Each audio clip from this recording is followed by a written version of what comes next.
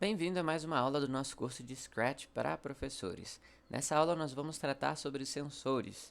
Sensores são muito maneiros, eles guardam informações de várias variáveis e conseguem falar para a gente como é que as coisas no nosso ambiente do programa estão funcionando, como elas estão interagindo entre si.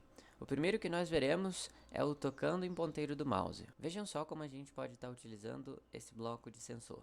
Vou criar uma estrutura de controle que vai estar me informando sempre a respeito desse estado. Aqui, ó. Ele está tocando no ponteiro do mouse, no caso esse meu objeto amarelo.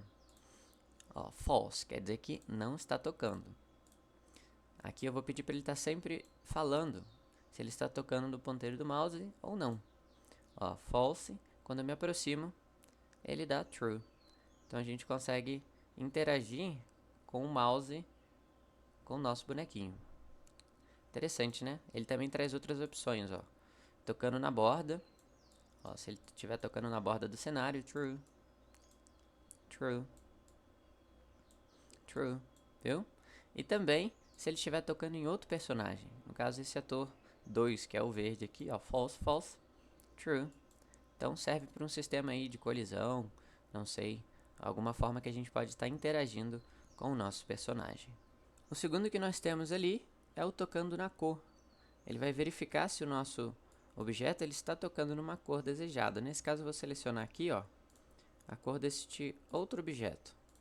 E vamos criar um script que vai estar sempre verificando esse estado e falando pra gente. Então, eu vou botar aqui, ó, tocando na cor. Sempre quando ele estiver tocando na cor. Então, ele está dizendo que está falso, que isso não está acontecendo. Não está acontecendo. Opa, true, quer dizer que isso está acontecendo, sim, ele está tocando na cor verde. Então, olha só, outra forma da gente ver se está tocando, em vez de ser, né, num objeto, como a gente viu no bloco passado, vai ser se ele está tocando numa cor em específica. Outra opção que nós temos é a cor está tocando na cor. Para exemplificar, eu criei uma outra fantasia nesse sprite, e aqui nós vemos que ele tem a parte de baixo vermelha. Então, ele poderia detectar uma colisão do tipo assim, né? O objeto vem caindo, caindo, caindo. Quando essa parte de baixo encontra, ele diz, então, ou ele para alguma coisa, como se fosse simulando a física de um objeto, né? Deixa eu voltar lá com a estrutura de controle. Diga. Ele vai ficar me dizendo como é que está essa checagem. Ó, falsa, falsa, falsa, falsa. E aqui já está verdadeiro. Então a gente pode também estar utilizando esse bloco para criar alguma interatividade. São sensores, né? Além desse, temos distância, né? Que são blocos que calculam distância. Vamos ver aqui a distância do ponteiro do mouse. Olha só, ele vai indicar para a gente o quão distante e o quão perto está o nosso mouse do nosso objeto. Certo? Essa é uma informação que nós conseguimos obter a partir desse bloco. Outra informação é o ator 2, a distância que ele mantém desse personagem. Ó. Eu modifico ele, ele já me dá a distância, certo? Quando é que nós poderíamos estar utilizando esse mecanismo de distância? Talvez para fazer algum tipo de visão, né, dentro de uma área, dentro de um raio de visão. Esse objeto ele é detectado, do contrário ele não vai ser detectado. Então essa seria uma das opções da gente utilizar a distância, tanto do mouse quanto do ator. Logo abaixo nós temos o bloco pergunte e o bloco resposta. Veja só como é interessante esse daqui. Eu vou estar deixando a resposta ali, como podem ver está vazia, mas toda vez que eu fizer uma pergunta, ele vai dar essa tela aqui embaixo para que eu responda. Por exemplo, a pergunta é, qual é o seu nome? Vou botar um nome qualquer, tá? Ana. Quando eu der Enter, eu clicar aqui, ele vai enviar, por isso que ele está esperando, ó. Todo o script que vier abaixo vai esperar até que esse comando termine. Então, eu envio. Muito bem, agora a variável resposta está guardando a informação Ana, que eu posso utilizar para poder falar alguma coisa. Vamos dar um exemplo aqui na prática. Imagine que nós queremos falar olá e o nome da pessoa, como se fosse olá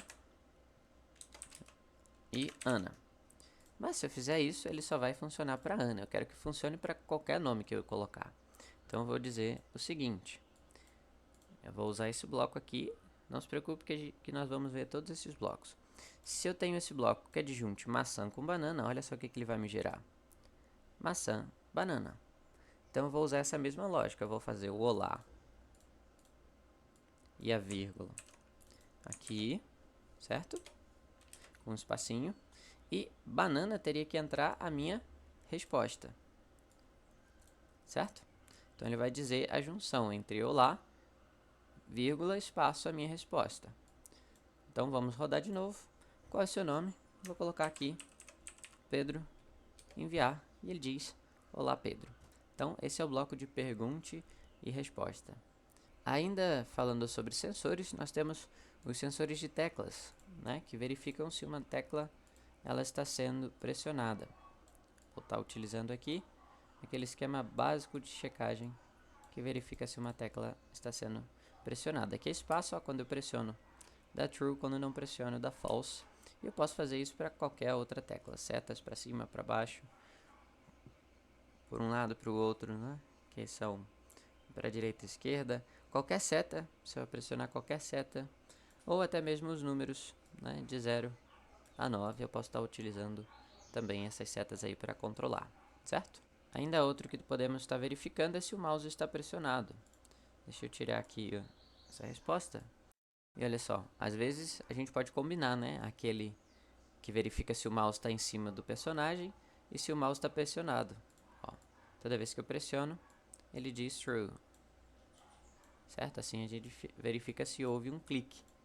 E a gente consegue combinar essas verificações. Por exemplo, se o objeto se o mouse estiver por cima do objeto e o mouse for pressionado, então faça alguma coisa ou faça alguma coisa diferente. Temos também a posição do mouse, posição X dele, que vai falar para a gente que vai de menos 240 até mais 240, né? Assim também temos a posição Y do mouse, que vai de menos 180, ou de 180 positivo, até 180 negativo. E um bloco que nós conseguimos definir se esse objeto ele vai ser arrastável ou não. Por exemplo, esse amarelo aqui, por padrão, ele não é arrastável. Por padrão, ele não é arrastável. Então, se eu rodar o nosso script aqui, veja que eu não consigo arrastar ele. Mas o verde eu consigo. Por quê? Porque eu defini o arrastável para arrastável. Se eu definisse para não arrastável, eu não conseguiria arrastar ele durante a execução do meu jogo, certo? E ainda temos dois mais. O ruído, que ele capta o som do microfone e diz quanto que está de ruído no nosso ambiente, né? A intensidade aí do som. Ó, quando eu falo ele sobe e quando eu paro de falar ele fica captando, no caso, o que seria o meu ruído ambiente. Então a gente pode estar utilizando ele para fazer algum tipo de interação com o som. Temos também o cronômetro. O cronômetro ele marca um tempo corrido desde a execução do nosso programa. Ó, assim que eu clico na bandeira ele zera e inicia novamente. Imagine que a gente está criando um jogo e que tem um tempo para a pessoa fazer determinada tarefa. A gente pode estar setando esse valor e utilizando o cronômetro para fazer essa contagem para a gente. Já vem de maneira nativa no Scratch. Temos também outros de informação, né? Números do cenário de palco. Só tem um. Quantos cenários o meu objeto palco tem. Qual é o nome do cenário, do palco. Coisas relacionadas a variáveis de outros personagens, como por exemplo a posição X do personagem ator 1, a posição Y, a direção, o número da fantasia, o nome da fantasia, o tamanho, o volume. São várias coisas que a gente pode estar utilizando aí para verificar, né, o nosso personagem. E do palco, variáveis, né, desses objetos também. Ano atual, conseguimos ver o ano que nós estamos, o mês, a data, o dia da semana, a hora. Lembrando que o dia da semana ele vai aparecer em números, né? Então 5, 4, 3, em números em vez de aparecer segunda-feira, terça-feira, quarta-feira. Isso aí você poderia fazer um programa para converter esse dia da semana em um texto. um programinha que ele dissesse hoje é tal dia, hoje é tal dia. Com base no dia da semana numérico, você consegue definir o nome desse dia da semana, né? Números desde 2000, nome do usuário. Caso eu estivesse logado, você tivesse uma conta, poderia estar tendo essa informação de nome do usuário. Basicamente, esses são os sensores que o Scratch ele fornece para a gente. Recomendo que você vá utilizando, como sempre eu dou essa dica, que você veja como cada um se comporta, faça seus próprios experimentos, para que você saiba utilizar quando for necessário. A próxima aula será uma aula de desafio, uma aula prática, no qual nós vamos ver como podemos estar aplicando esses conhecimentos aqui de sensores nos nossos projetos. Espero você na próxima aula.